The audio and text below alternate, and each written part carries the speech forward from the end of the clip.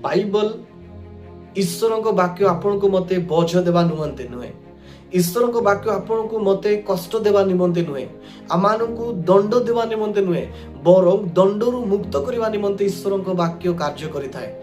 दोषरू मुक्त करिया पाए, अपराधरू मुक्त करिया पाए, आमान को आमार बोझ ठारू हल्का करिया पाए, पुणी आमान को अभिशाप आशीर्वाद को आनिबा पाए, असत्य सत्य को आनिबा पाए, प्रभु को क्रोधरू उद्धार करिके प्रभु को अनुग्रह प्रभु को प्रेम रे आमान को जड़ित करिया पाए ईश्वर को वाक्य कार्य करिथाए। किंतु ईश्वर को वाक्य जिते आमान को किछि कुहे तो मान को लगे जे मोर निमंते दंडर कारण अटे, मते कष्ट लगुच, मुझे विषय मु पालन करि पारो नै, सते जेमते एटा मो पाई गोटे बहुत बड़ बोझर विषय होउची, बहुत बड़ कष्टदायक विषय होची, मो पाई गोटे दंडर विषय परि लागुची। एमती आमे व्यवहार करू, किंतु ईश्वर को वाक्य दंड देवा निमंते नुहे, किंतु दंड मुक्त करबा निमंते साहाय्य करिथाए।